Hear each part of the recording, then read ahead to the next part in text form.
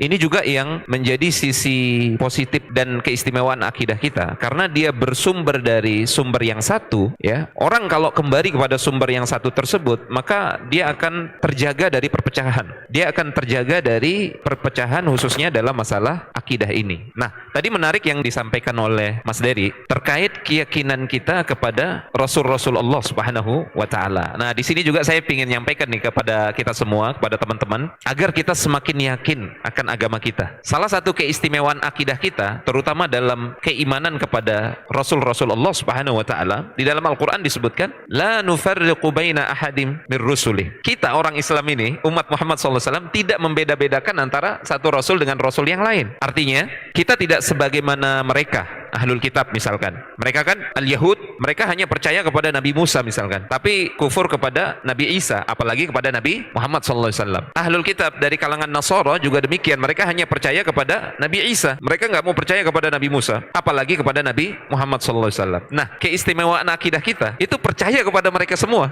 Makanya teman-teman dari non-Islam, dari kalangan Ahlul Kitab misalkan, ya katakanlah Yahudi, kalau mereka masuk ke dalam agama Islam, menjadi umat Muhammad SAW, mereka tidak harus membenci Nabi Musa. Justru mereka akan mendapati di dalam Islam, ajaran Nabi Muhammad SAW, Nabi Musa itu dimuliakan, ya kan?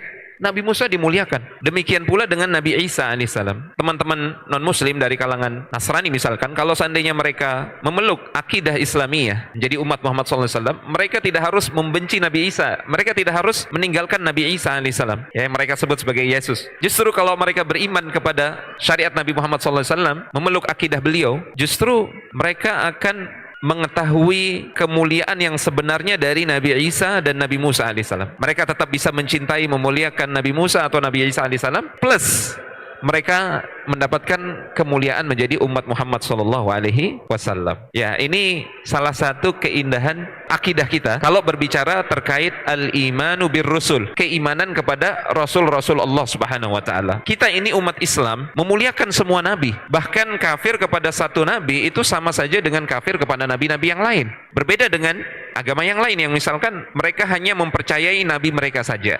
Nabi Muhammad SAW mereka tidak mau imani. Bahkan Yahudi, Al-Yahud, ya, saking bencinya kepada Nabi Isa alaihissalam, mereka berupaya untuk membunuh Nabi Isa. Bayangin, jangankan membunuh, dalam belief system kita, akidah kita, jangankan membunuh, menghina Nabi saja itu bisa kufur hukumnya. Ya seperti itu. Ini kelebihan-kelebihan dan keistimewaan akidah kita, supaya kita tahu kadar akidah kita dan kita semakin yakin bahwasanya inilah akidah yang benar.